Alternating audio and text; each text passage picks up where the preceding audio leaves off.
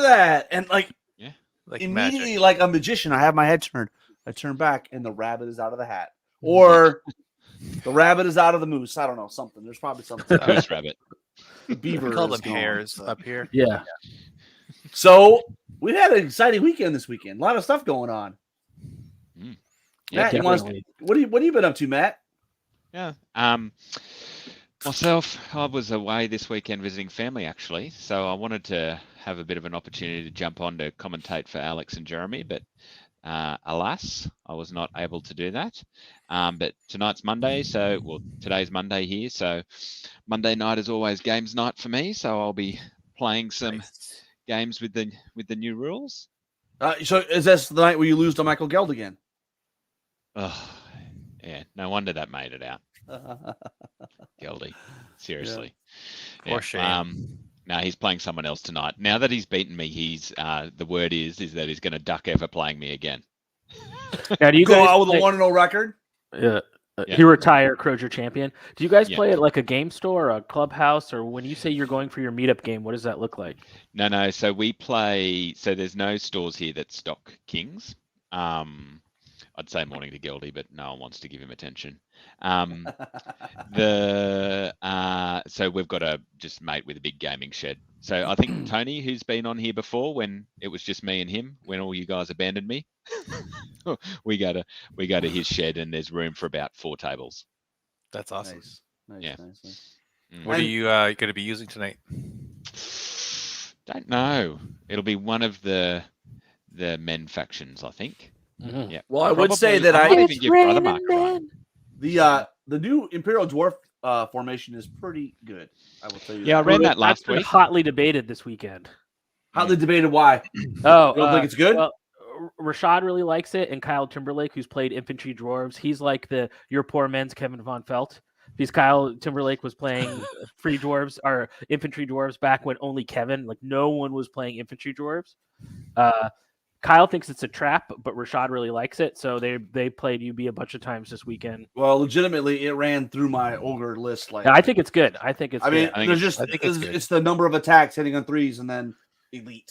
is a lot of points, but if you're gonna be running that style, I think and if you can do it, I think was Kyle a playtester? Yes. He was. So he was a fan. So that formation did develop, and he was a fan of the previous version. The previous one. But people were worried it was a bit too OP. But I actually think this version's better. Michael is just commenting on the fact that it's a new era. He's in the previous era, he is unbeaten. So all ledgers are even, flattened out. Right, they all started at 0 opening now. day, right? Every team's in first place. Yeah, but I really like the formation. But like literally, once you're including that, you're building your list around it, and you almost need to double down on infantry at that point. You still want some shield breakers and stuff. So I think a lot of the formations are kind of like that. Like if you're going to be taking them, you kind of have to plan around them because they are they're at least a quarter of your whole army, right? So you have to. Yeah, and some of them are even more. Like some of them are like a third. Well, I think that's why I like them in this as well more because they're less so. I mean, some of the armies they are, but not in all of the armies. They're less so trying to fix units as to kind of create help you build a a new version theme of a list. Yeah. Yeah, and I think that's cool. Yeah. Yeah. What about you guys? What have we been up to this weekend? Well, Jeremy and I were playing in the Quintessentially Quayle Cup. I think I had my game. That sounds like something out of Harry Potter. Yeah. I think the acronym came up as a joke, and then they just stuck with it.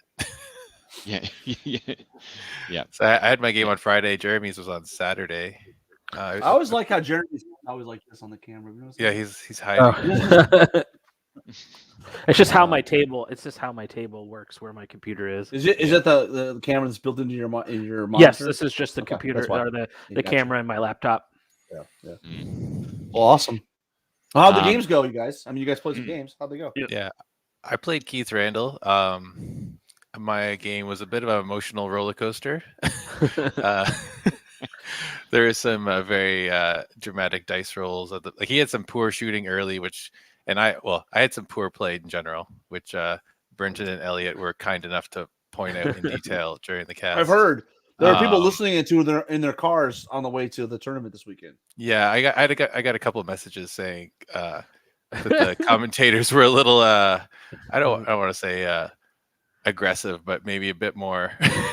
The What shit more all than over what your the face, Canadian basically. They're bigger assholes than usual, which is fair. I had to go back and I actually watched it over coffee in the morning yesterday and today, and I'm like, you know, like I didn't play my best game, and they called me on some of the mistakes, which is fair. Yeah. You know, Elliot can't help but be a know-it-all. He's a Northern King. Northern King, it goes with he knows it all. Like he literally knows it all.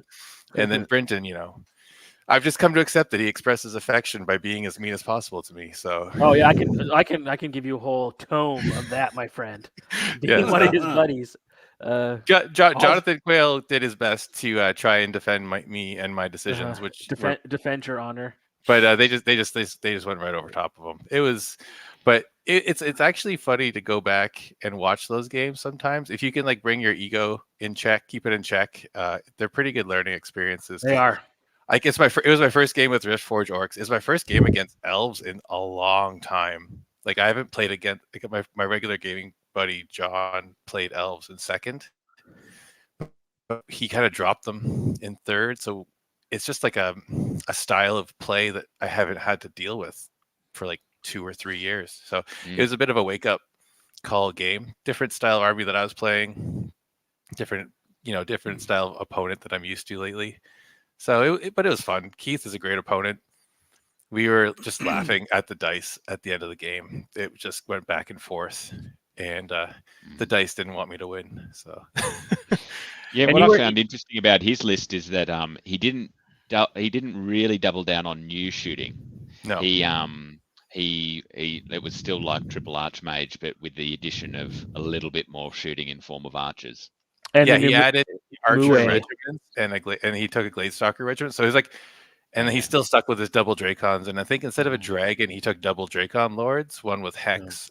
It's a very strong list. Like it's very tough to play against because it's like a no center list. Like he did Dracons and Dracon lords on the flanks, and then like his 3 shooting units and his 4 mages in the middle. So it's very hard to like come to grips with it because it's always just moving and shooting and then constantly threatening on the flanks. Yeah, it's a tough list. Yeah, he played it well. But and did he have Nimue or however you pronounce Nimue or Nimue? Yeah, she's very good. Amazing. She makes that triple elf mage battery. Well, yeah, she's inspires everyone, so it's another inspiring mage that can fly around with Cloak of Death. She's very powerful.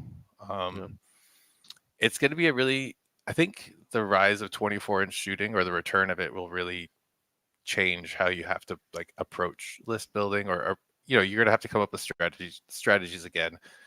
I just had like PTSD flashbacks to running rats against triple archer hordes.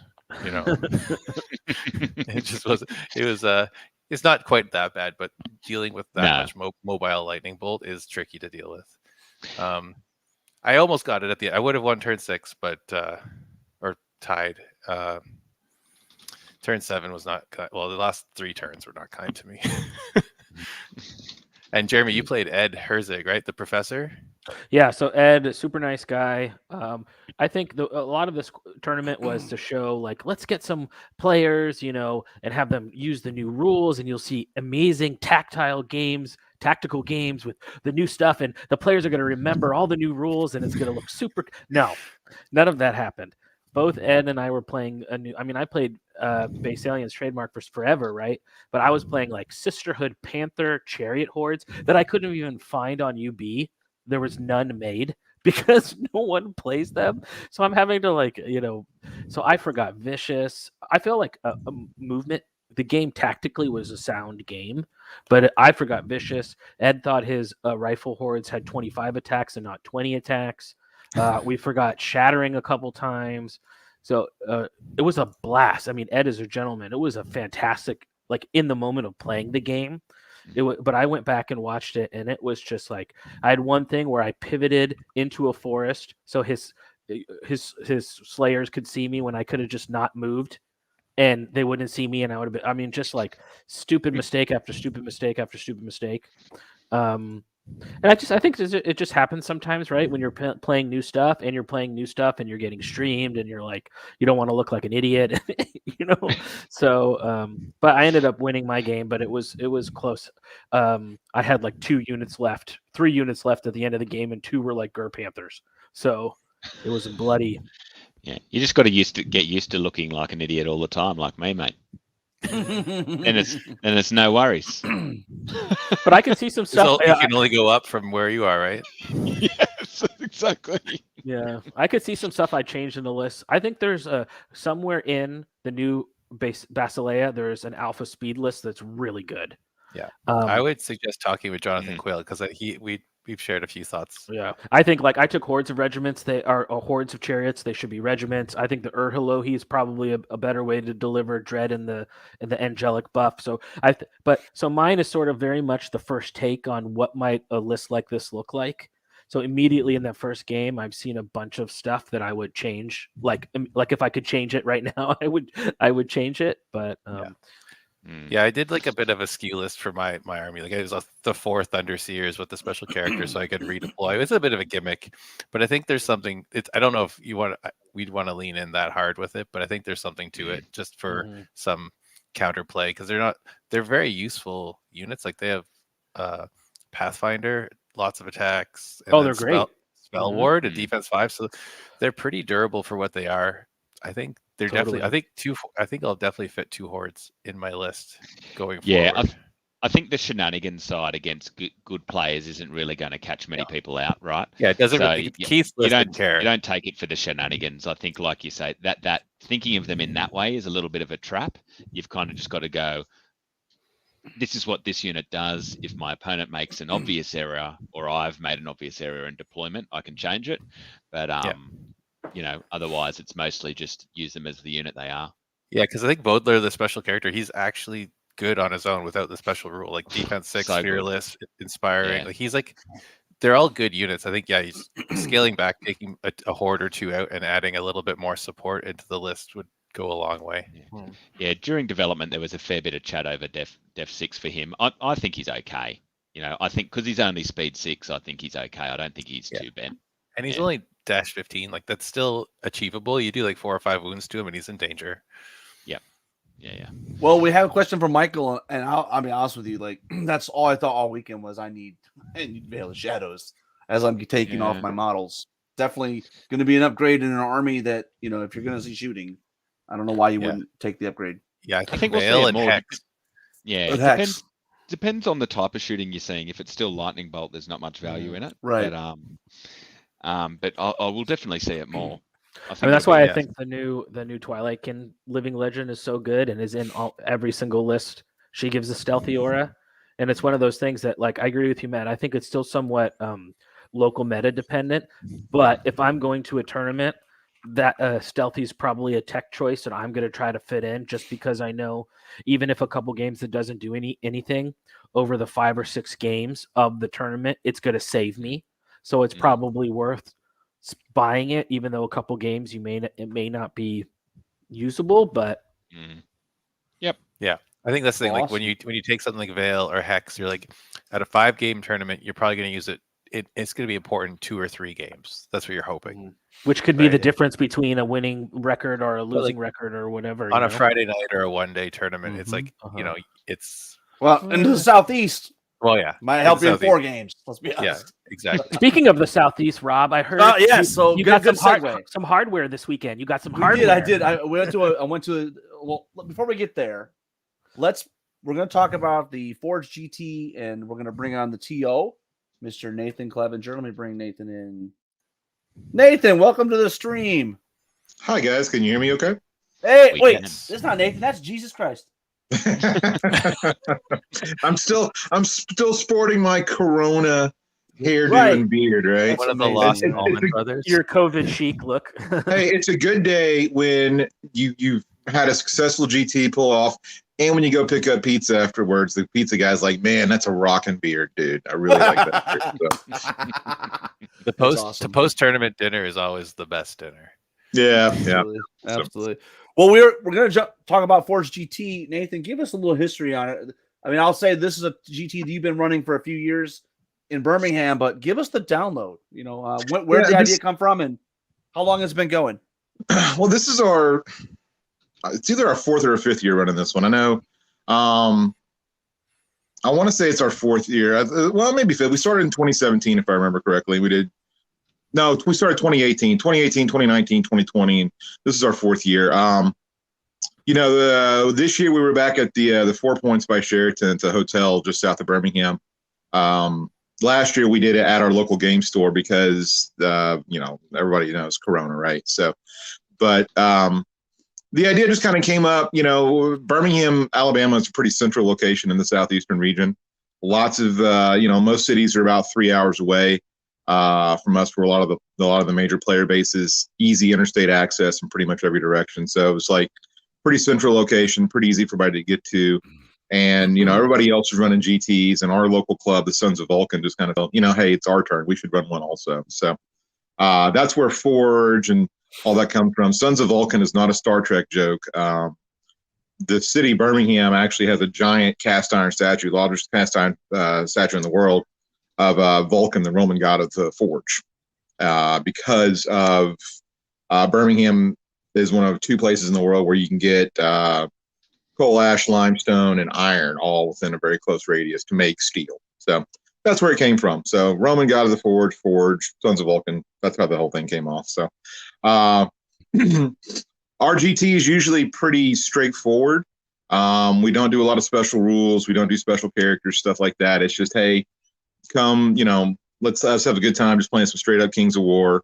We do 15, 10, 5 scoring. The one thing we do scoring wise that we kind of get has been a little divisive. Some people like it, some people don't, is the way we do sportsmanship. We do a forced ranking for sportsmanship. So, you may have 5 great games, but you still got to order them at the end of the day, right? Which was my favorite of these 5, which was my worst. And then, that kind of gives us a good spread. And it's worked out pretty well. We see a solid spread every time. We do cap sports.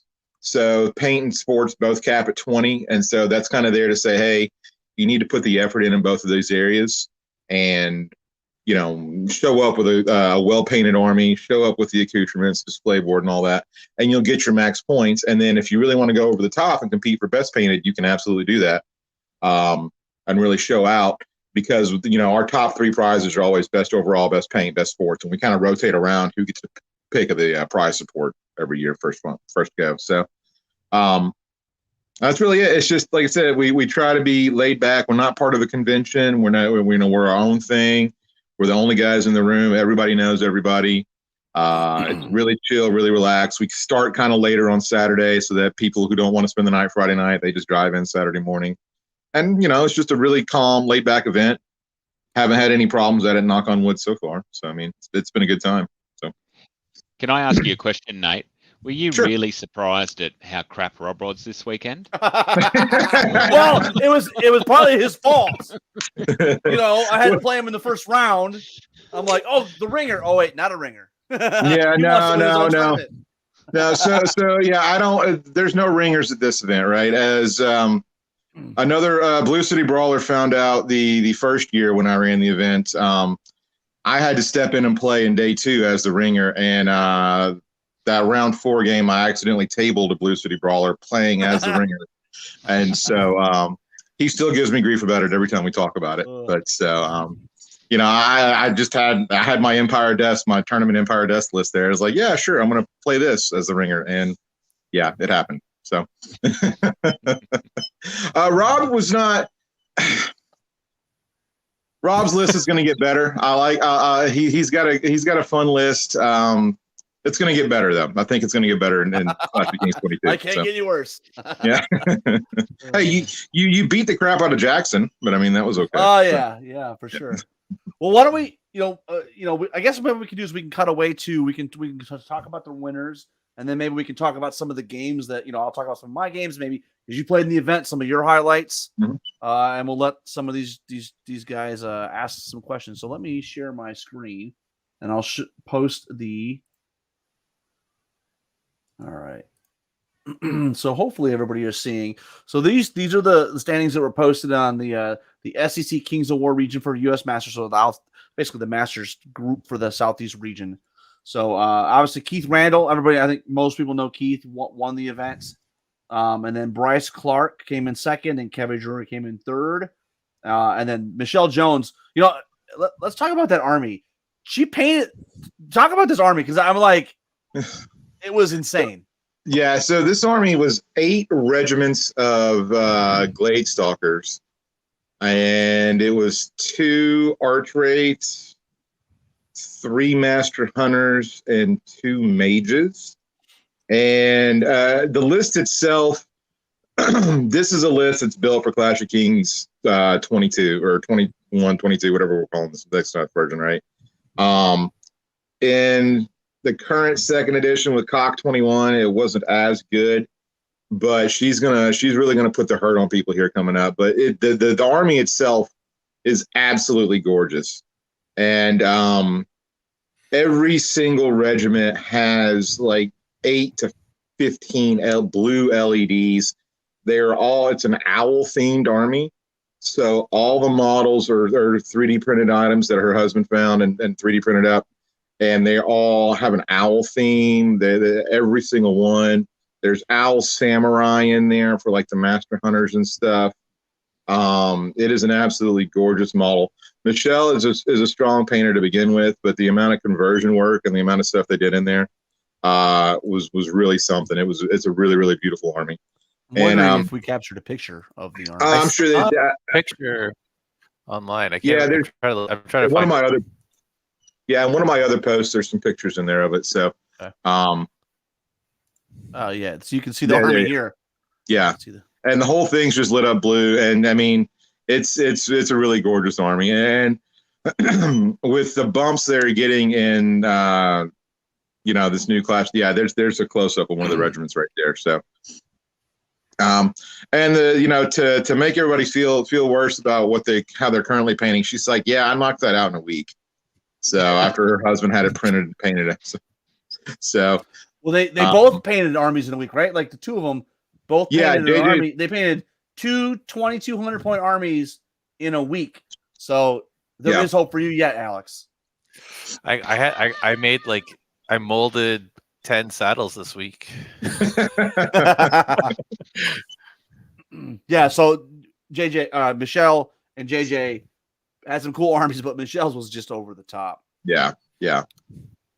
She maxed out my paint rubric, and she had the majority of players' choice votes, if I remember correctly, and she had 2/3 of the paint judges' votes for just judges' special award, right? So she really knocked it out of the park. So shout out to Alan Morrison for a great sporting dude. He's always a great sport. Yeah, Alan's just fun to. Yeah, he's just fun to be around, man. So, he likes playing the game, win or lose. He gets, even if he's having a bad dice game, he takes it in stride. You'll see he'll kind of like, oh, I can't believe that, and then he'll crack a joke about it and just move on to the next unit. So I mean, he's super fun to hang out with and be around. And he's running a tournament in Atlanta in February that I'm really looking forward to go to. The weekend after Super Bowl's weekend. So. Yep. Peachtree, Georgia. So watch this space for more details. And then I don't know how you. I think you might have messed with the score to make me be the counter charger, but that's no. You were straight up. No. You, if I remember correctly, you and Patrick, I think, were tied in total battle points or tournament points at the end, and you had. I think you had a little more attrition than he did, so that's how you kind of popped up there. So. Well, awesome. Well, yeah, counter charger is always fun. One of my favorite awards to give out, right, is Dan Kamek won it this year, right? We don't do like wooden spoon or anything like that because it is what it is, right? But whoever had the lowest attrition for the entire tournament, we give out the Pillow Fighter Award. Make sure you enunciate on that. Fighter Award. What's going on, Dan? You're playing rats. You're not playing them right. Yeah.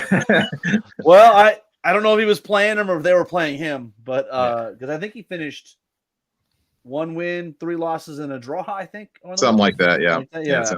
So and in every game, like he lost a lot more than he took. So we had a Pillow Fighter Award at Clash of Kings, but I changed it and renamed it after a guy that didn't take 1 point of attrition off against Jeffrey Trash. So Oh. it's now the Ken Ferris Award. I can relate though. I think the first time I played Jeff, I think I killed 1 unit or 2, maybe. It was bad. So we had 20 players. Yep. And it was a pretty strong field. A lot of Masters level players from the Southeast, and then a lot of new faces that have not. Some have only been like their second or third tournament. So, yeah. And a lot of the same faces we see in a lot of events. Well, yeah, I mean, we had a couple of guys. So Bryce Clark and Kevin Drury, who are longtime war gamers, but they're only recently coming into Kings of War. They had really good showings here, coming second and third. Brant Morrison and David Goodman also are very new to the Kings of War scene. They played very strongly. They had good weekends. So I mean, it was a deceptively strong field. We'll say that, right? So there were a lot of players there that could really sneak up if you weren't paying attention and jump on you. So I enjoy that Keith Randall's best overall / bride. No longer the bridesmaid. Exactly. That's been the running joke in the Southeast for a long time. And he finally took it down.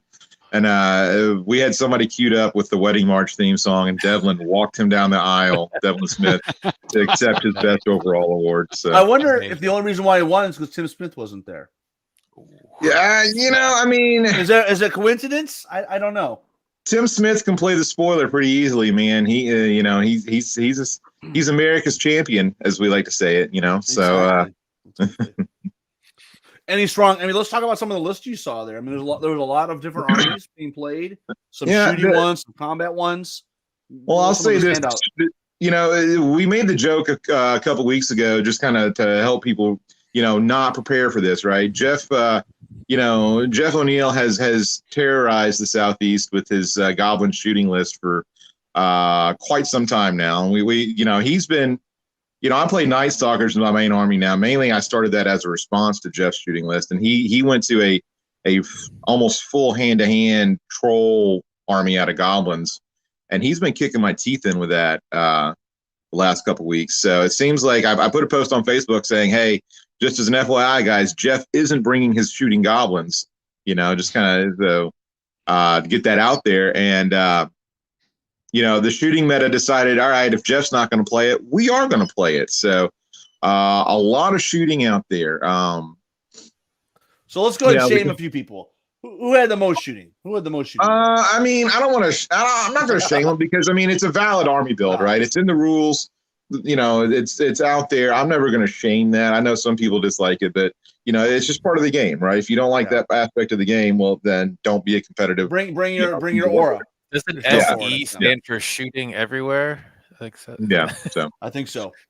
But so I mean, we talked about Michelle. Michelle, basically every unit in her army had some kind of ranged attack. JJ Jones had a lot of shooting. In his dwarf list, his free dwarf list, lots of rangers, crossbows, and stuff.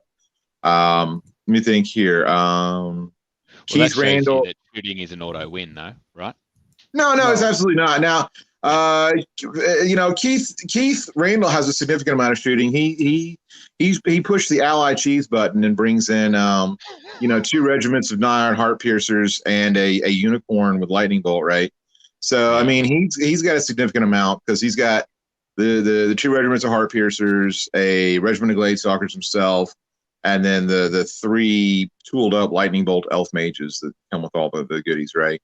And so that's a lot of shooting there. But I guess I played Keith and he didn't need that. His Drakon riders just didn't care, Oh, hey, yeah, we're going to make a charge against butchers in the woods, Yeah, okay, yeah, sure. Here's 16 wounds, Sure, didn't matter, It was that kind of game the whole time, Hindered Pals Guard. Yeah, sure, we'll do 14, 15 wounds on Reapers, hindered. So that's fine. Yeah, so that was just the game we played. So David Goodman had a lot of shooting in his list, right? He had a lot of flame bearers out of abyssals with warlocks.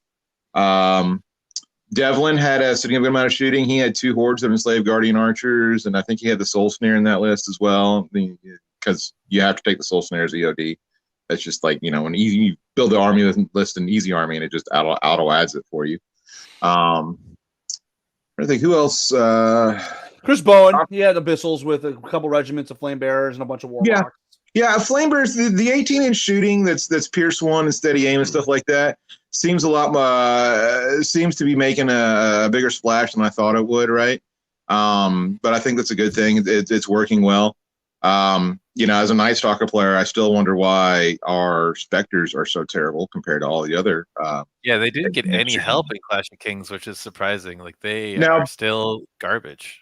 But they gave the enormously fragile Bloodworms an extra point of nerve and fury everywhere. So, I mean, I'm not sure.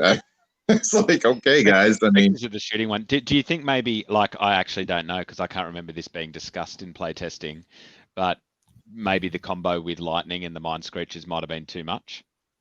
Well, there's that, but I mean, the problem you've got with Mind Screechers is you're paying a lot of points for that, right? Now it's a scoring lightning bolt platform, right? But it's only lightning bolt 6, and the Mind Screechers kind of got an inherent nerf because they can be hexed now in the next edition, right? So, I mean, the problem I always have with this is you look at all the other units out there that have, the 18-inch shooting. Like I said, Flame Bearers is a great example of it. It's like there's just not enough to justify that. I mean, Stealthy and Mind Thirst are if you're shooting at 18 inches, you're not taking advantage of Mind Thirst most likely. And so I don't know. It is what it is. The RC makes their choices, man. So just we go on with it. Right? I think part of it is that they're the only ones that are in hordes. So they'd probably, if they went up to like Piercing 1 or Vicious or something, they maybe thought that would skew things a little too much. So there's a solution on that though, right? Because I don't think anybody's ever built a single unit of Spectres, let alone a horde. So just drop it from the army. You're not going to be invalidating anyone's army because no one actually has any Spectres. Yeah, especially at a horde. I mean, maybe one guy built them as a troop just for, hey, this will be funny. But no, that's it. So, there were several lists that as you look at them and you watch them play, they're going to get better in this next edition, right? Or the next Clash of Kings. One list there, Drew Gaddy's list was, was it 5 or 6 regiments of box? Yeah.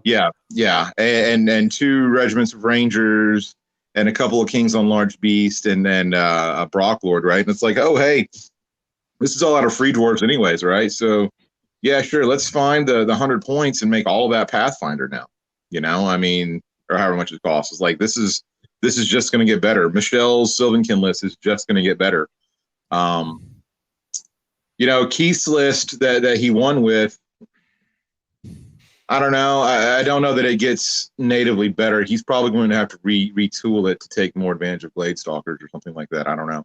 I played against his alpha, his new Clash of Kings list on Friday.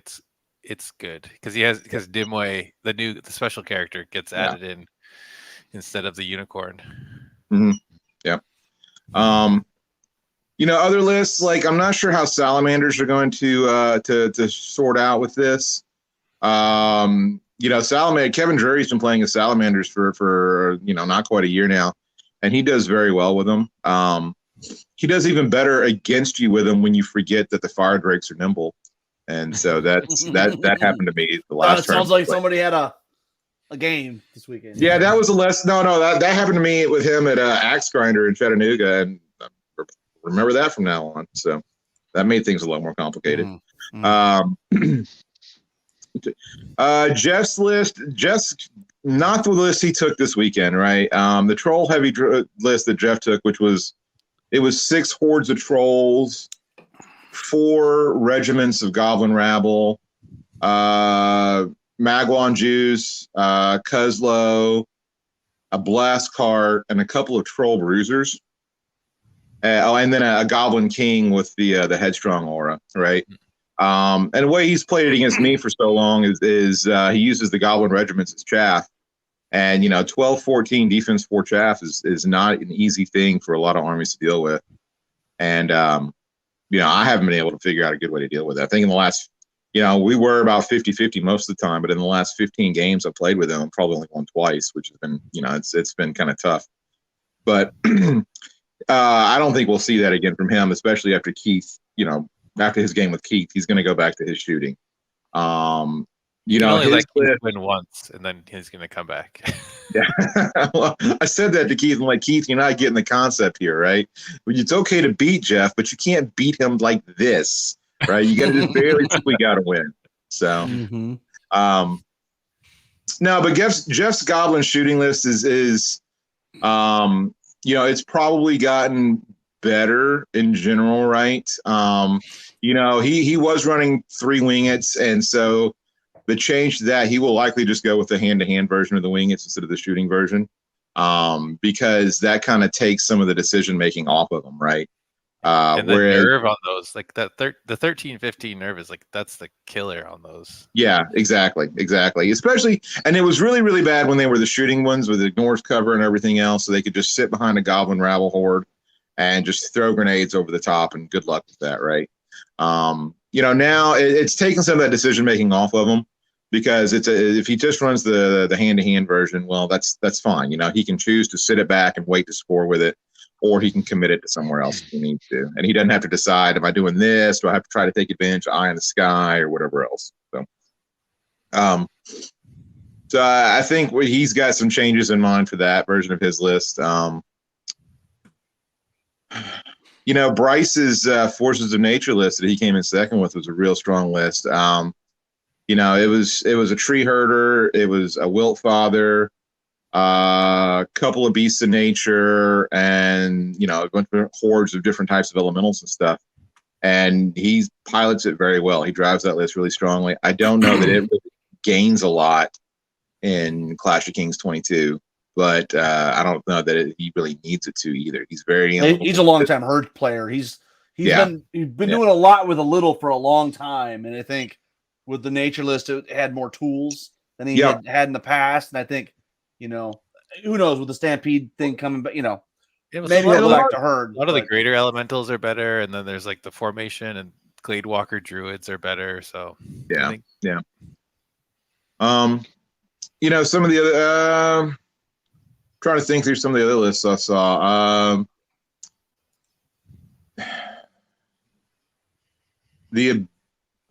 I played Jackson's Basileans, and I'm not sure Jackson didn't have any Elohi in his list. No, I think I think Elohi and the Basilean list are going to be the key to making that thing work really well, because you know, Elohi and Elohi regiments are priced, you know, well enough that you're not breaking the bank to take hordes of Elohi like you have to do.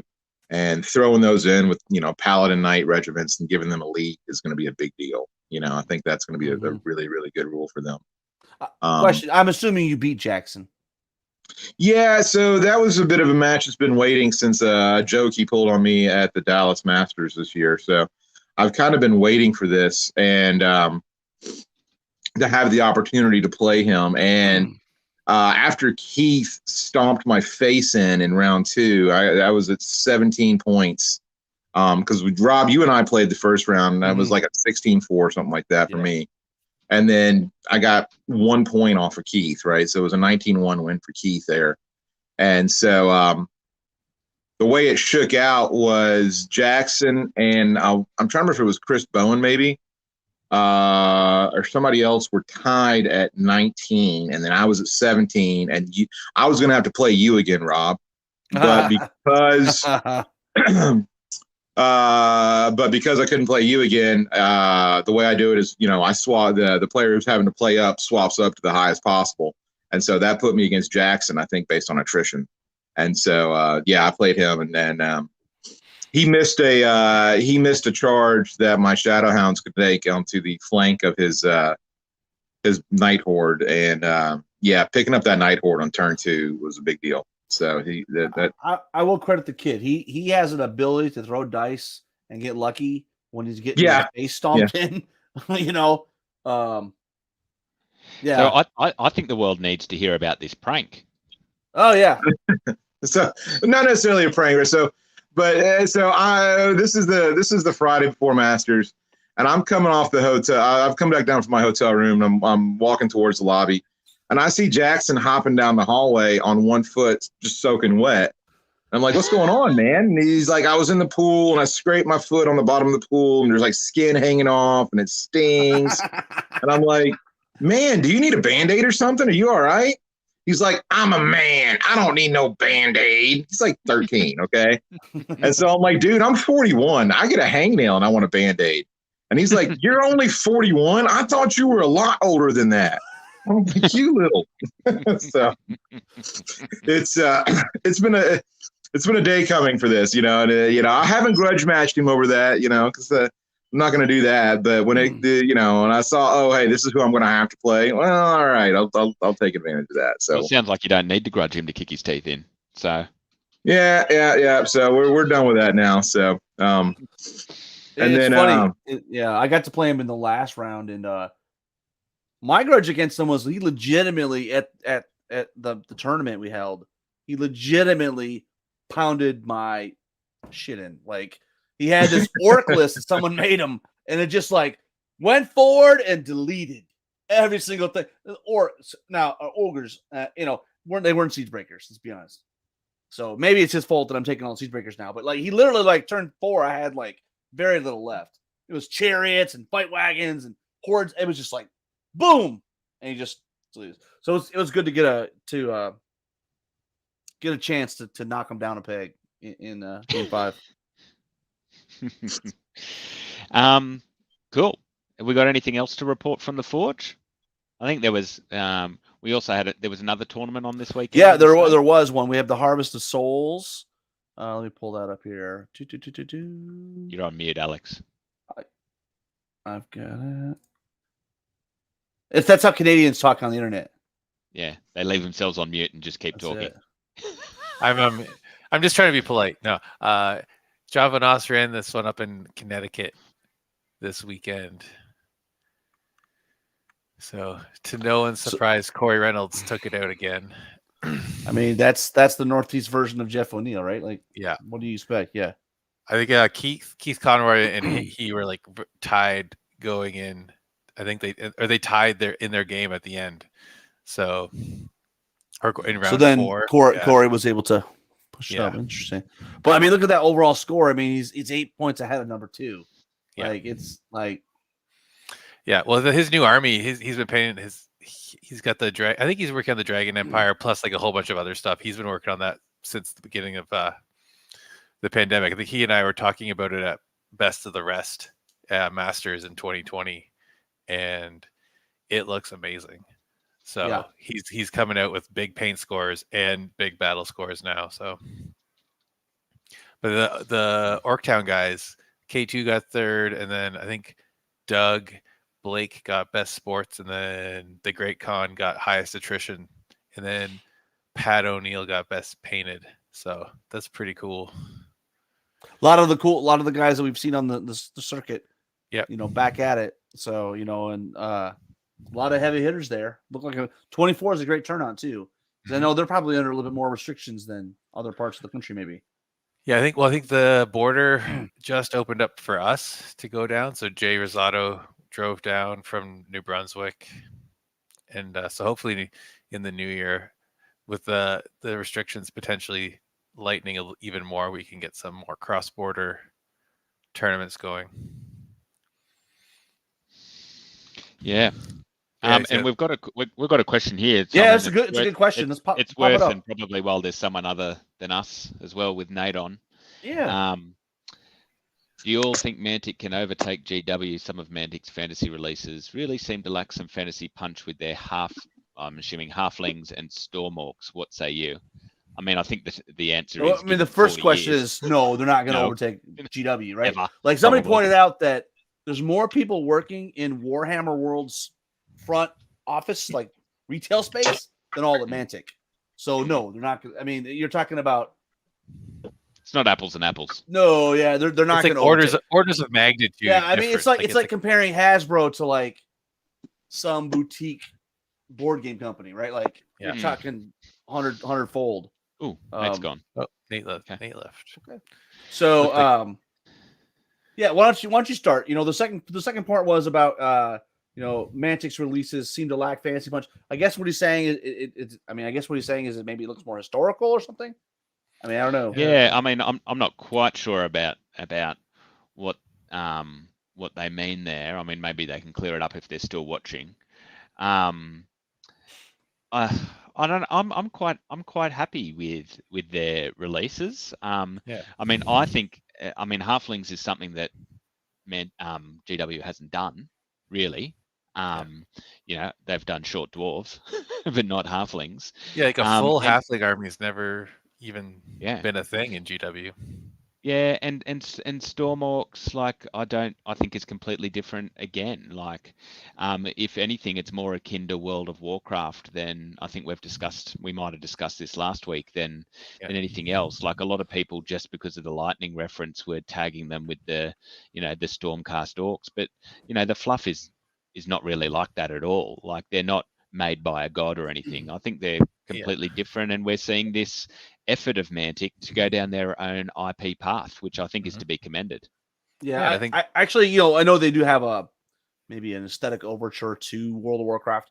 It's also probably more along if you want to talk about something in the current industry. It's like Privateer Press would do Orcs. They got the big broad armor shoulders. I mean, that's the same kind of style. And I think if you're paying attention,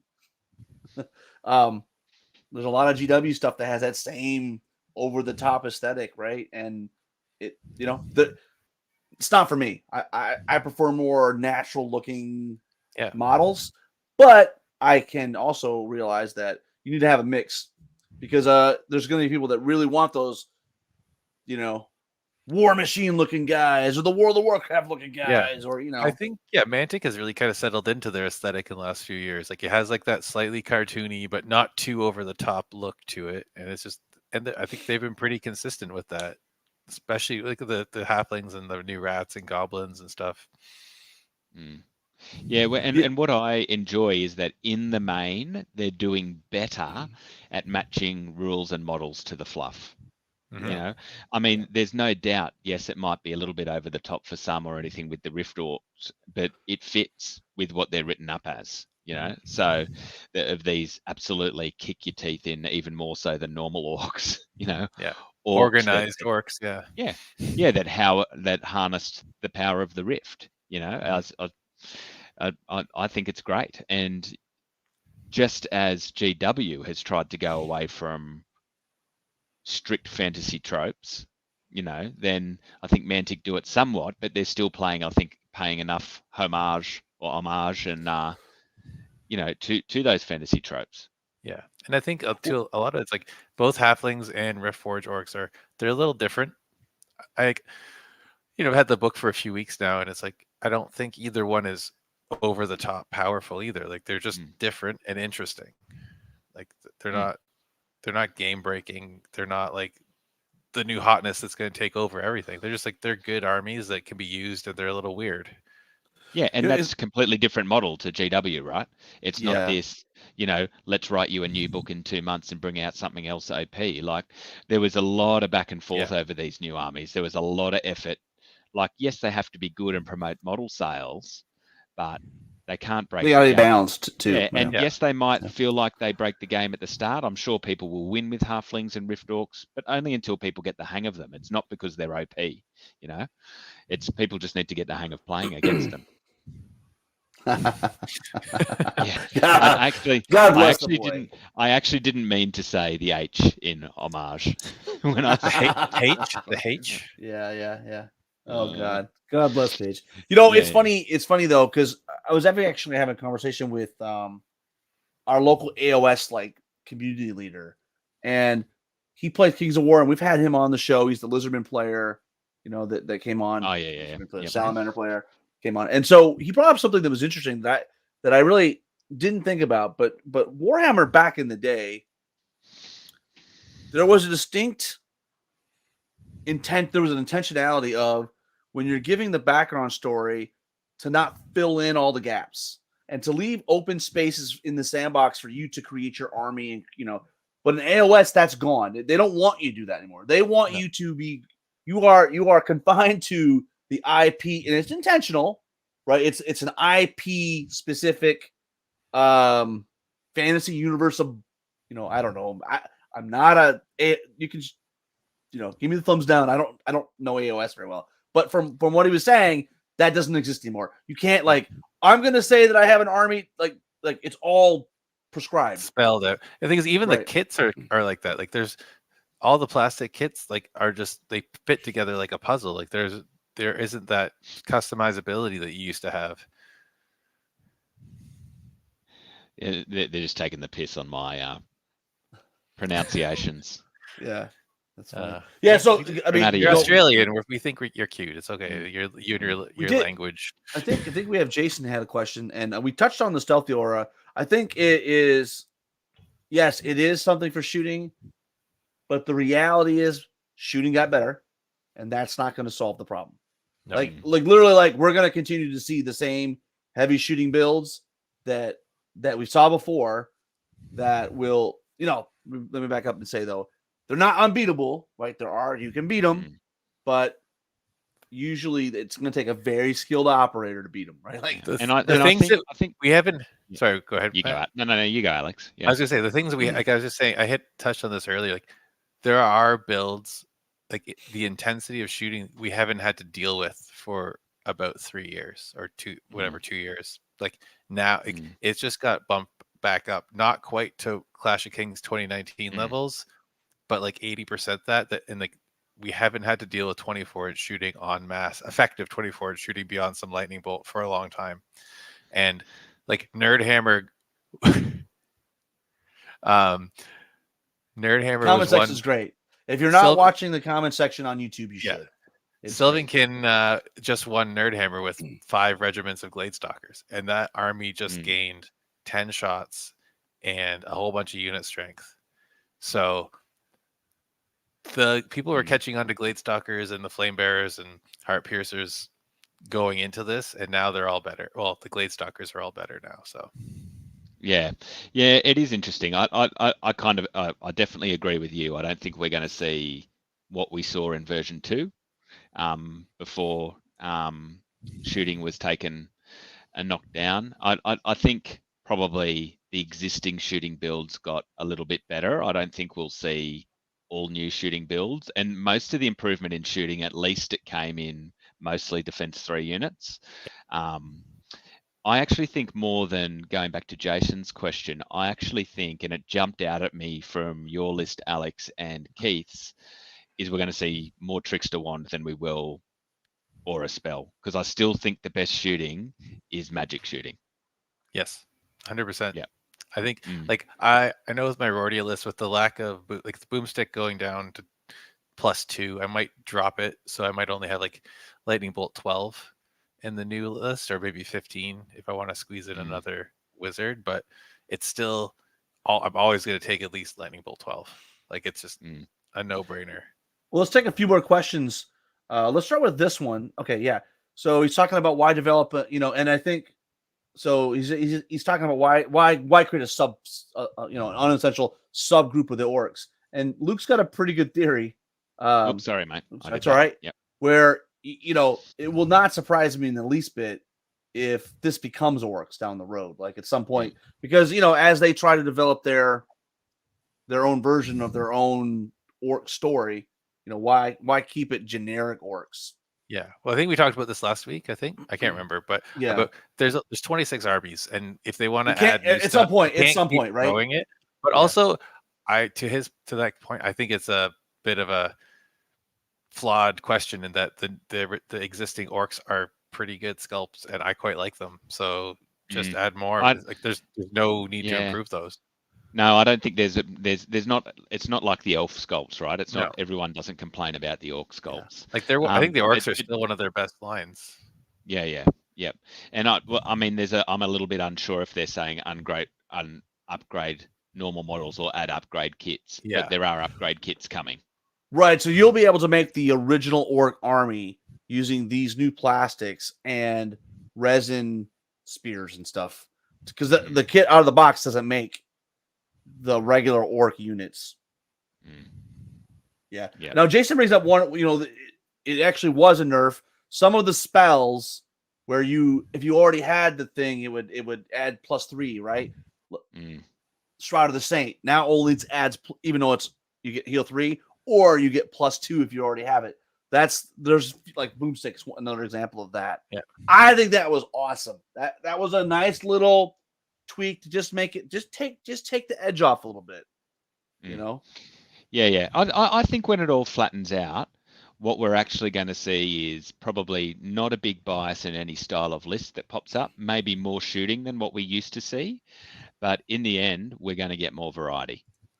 I just think shooting, we probably talk a lot about shooting because, let's be honest, it's easier to shoot, right?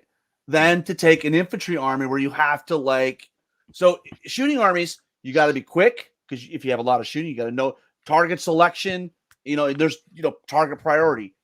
But with a combat army, like what I just played at the tournament, like I had lightning bolt, but it's 4 siege breakers and a horde of chariots punch you in the face. But you have to you got to get there first. You got to okay, this guy's got a chaff here, this guy's got a block here. It's not as easy. Let's be honest. If I go back to my goblins, I just line them up, and all right, you're protecting some war engines. There's some decisions to be made, but it's and I would say at the mid table, like where I'm at, shooting's a lot easier, right? It's a lot easier. Yeah, and top tables, it's a whole different animal. There's players who know how to play against it. It was the big problem with the Abyssal Mortars, right? Which is why they got a nerf last cock, is that because shooting allows you what is essentially the alpha strike, right? Except in a shooting sense, in terms of taking first blood.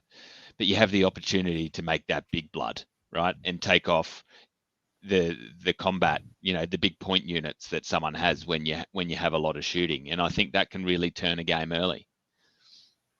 Yeah, Jason's got a couple points here. He's a dirty shooting player, so he knows a little something. But inherently you can control with one unit can really spread a wide swath with a little bit of movement. Whereas a close combat unit, if they only have speed 12, well then there's limits to what your threat range is. And then he also mentions you got to go if you're gonna fight them, you got to get there. You got to go out there and touch them, right? And there is a ton of ways to mitigate. That you can back up. Well, you can hide in the woods. You're putting yourself at risk. Like with shooting, you just sit back. You're not in as much risk, because you're only at risk to other shooting or very fast units. So no, which is where scenarios come in as well, right? Yeah. Yeah. Well, I mean, let's just be honest. Not all shooting is equal, right? So I played, at the top of the hour. I know when somebody mentioned Rangers. Well, I played the Rangers list, and it was 7 regiments or 7 or 8 regiments. It was 2,200 points. So however many can get in that. 3 cannons, Kolick, and 2 Brock guys, and I tabled them. It was ugly. Basically, I just went, and he killed a unit on the way in. And then once I got there, it just obliterated him. What's that? How'd you go? But that's the thing. It's like shooting units, they don't have, usually with a combat unit, it has a bit more staying power, unless it's like a glass hammer, like half elf berserkers or something like that. So you're just basically, you have a bit more leeway to receive damage. Like shooting units, they'll usually melt once you make contact. Yeah. And I love Defense 4. Defense 4 is right? great. It's that. Yeah, you can target one unit, which was letting my first blood kind of thing. Yes. Whereas close combat, you hope to get 2 in. Yeah, if you can get 2 in, very lucky. Yeah. If you get 3, you've either made a bad decision, or they made a bad decision, or your opponent's made a bad decision. Well, I will give you I'll give you one little to close it out of me getting in 2, and it was not enough. So I'm playing our good friend Jackson Blakemore in the last round, and I'm talking so much shit. This kid is. I'm telling him I'm gonna destroy him. I'm gonna table him. He's giving it back to me. But I did get off, in one turn. It was there was 2 hordes of siege breakers going into a block of a horde of spearmen. One hindered, one not hindered. If you roll snake eyes, it doesn't matter. So I did 22 wounds. Snake eyes. Oh, he's like, oh, by the way, I have hammered measure force. So here's my 30 attacks, hitting on 4s. I'm taking off one of your hordes of siege breakers, and the other one that can't move, they're getting flank charged by these other dudes. It's like, Snake Eyes can ruin the best laid plans. Oh yeah, I had Palace Guard on 22 wounds on turn 5 against Keith. Yeah, Snake Eyes that. Yeah, and so I think Paige's comment that I had on the screen for a while, as well as Jay's here, are good comments, and I think particularly Paige's probably. I do believe that shooting got hit too hard. You know, and in the 3rd edition, absolutely. Yeah, and I do believe that it should be a valid build, and you should know how to play against it, and you know, there's no point whinging if you don't play well against it, right? If the meta is biasing towards that's the best build, that's a problem.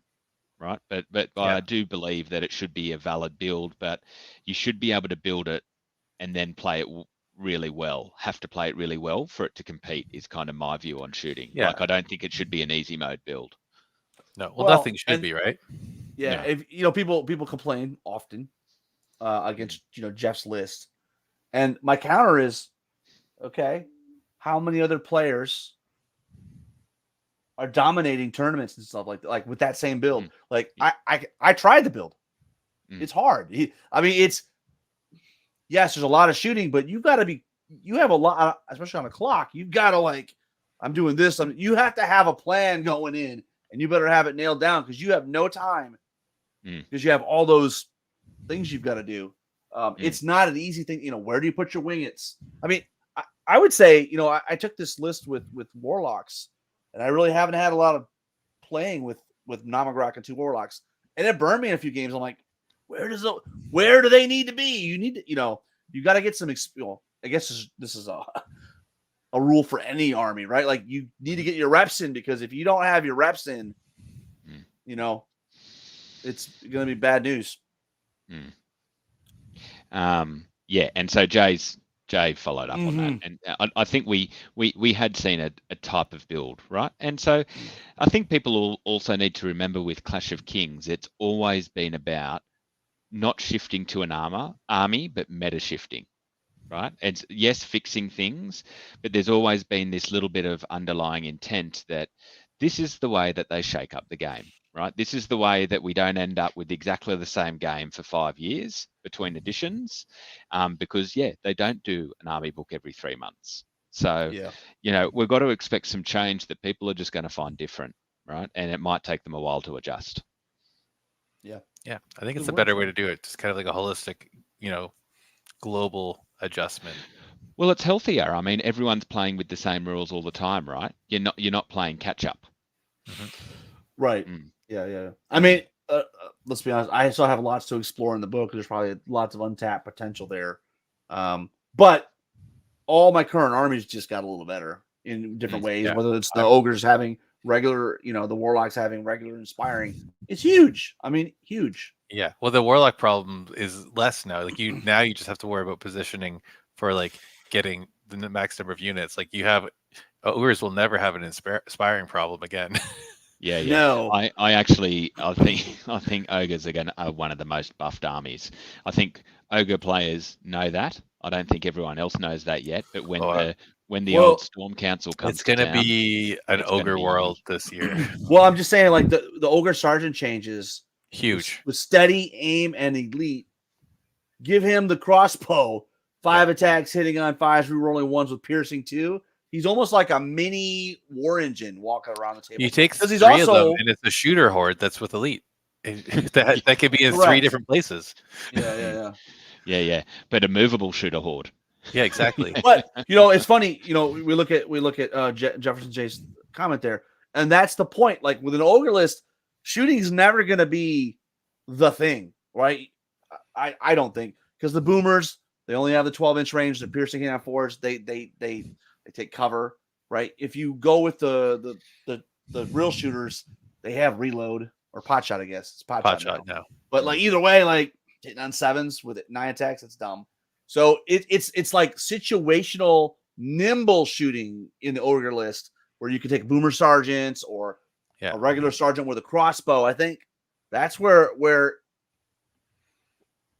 in some ways it's just like the warlocks with their spells, right? Well, it's about you get situational more damage, like throwing a few wounds on here before you get into the big combat. You soften them up. And it's balance. It's It's a Well, little it's like bit of this, Jason a was little bit of that. saying, right? You can focus. Like you have all these different, avenues to like Oh actually. yeah. So and I made fun. I will say I made fun of this when we did our podcast about it. That Crocodile Wrangler, man. The more I think about it, the more it's like I feel like Scrooge, like It's Ebenezer a Scrooge, rubbing monster, my so hands. it's easy to unlock. It's gonna be a nasty surprise for a lot of people. Yeah, I think you might see one in most lists. I don't think you're going to see the triple though, because I'm think I'm one not or convinced two. they're better than other things in the list because of the individual rule. Well, know? I think the thing is that sergeants and bullies got a lot better. So with the inspiring change and the sergeant rules change, so yeah, there will be a lot of things you want to add to your units. Like you still need to have your hordes of siege breakers. So Chuck, that's second edition, bro. You need to pump it up with some formation action, man. Come on. Well, that's where the dwarves are at now. Formation all the way. Well, the new what is it? The Iron Watch rifle guys. They're an interesting unit with melee 4 now. Yeah, but like, yeah, it's not enough. Are they really going to see combat? I don't believe that's unless you got them back to protecting some. Yeah. Unless they're protecting the cannons, right? Like, yeah, but sharpshooters are still the best, I think. Yeah. Well, I mean, I played against the new Imperial Dwarf list, and it with those ironclad hitting on threes, and then elite for everybody. It's like, oh, like crap. Yeah. Now they still have a crushing strength problem, right? Like, that's still an issue. But you can get Bane Chant, you can get them to crushing, 1, or if you have the shield breakers, I guess you can get them to crushing strength 2. But I don't know. Well, the best thing about the dwarf formation is that standard bearer. So you just double down on the infantry, and now you've got your shield breakers, hitting on threes with the lead as well that you've got backing up. Yeah, that's what the guy did too. He had I mean, and when the shield breakers hit you, pretty good. Chuck asked most dwarf players what they wanted, and that was not it. The thing is, no dwarf player knows what they want. Dwarves don't know what they want. Dwarves only want to hanging out with Andrew Heinrich a bit too much, honestly. Yeah. Dwarf players, all they want they're from Texas, be able to right? complain. It's possible. They're from the same state. We love you guys, but you guys. At the end of the day, I think it's fun is that, there's lots of, at this early stage, I think there's a lot of finding our way through the book. And I would hate to say that, I'm not going to say that, this is definitely it. Might be it for the week. Because I jumped back to when we had the 3rd edition and everybody's like, I'm gonna teleport, a vampire behind your line. It's gonna win the game. Like that never really came. Yeah. To yeah. Oh, there's so much in there. Like I was in it, and there's still half that I don't recognize. Right? It's months of I think. Go ahead.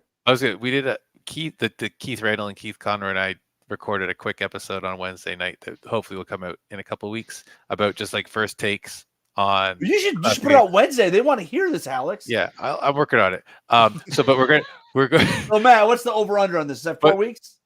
But what we're gonna do is we're gonna come back in like 4 months to look back and see what, because like I think we've had the book for Keith Connor was a play tester. Keith Randall and I have had the book for a couple of weeks because of the Quayle Cup, and so we have a small idea. But I think if we come back in 4 months, it'll be interesting to see how things are shaking out.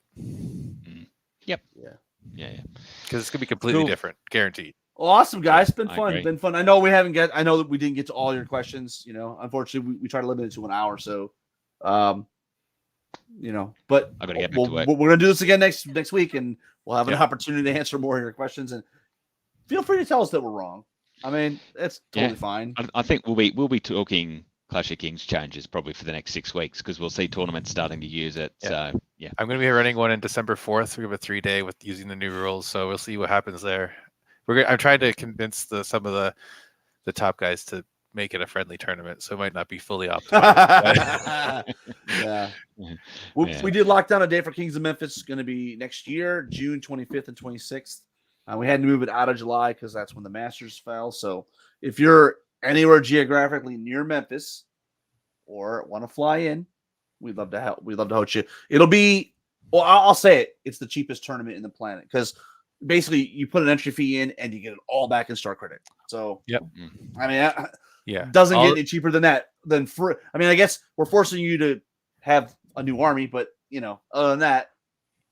Yeah, that's how we run our 1 days. It's like you have your entry fee.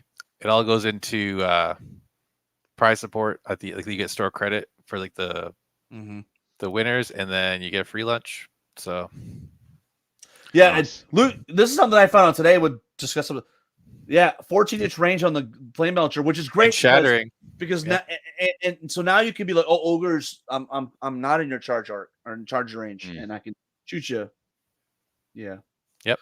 So, well, that's a All great right. show, guys. I appreciate you guys joining us, and we'll do this again next week. Is there any tournaments this next weekend coming up? I don't think so.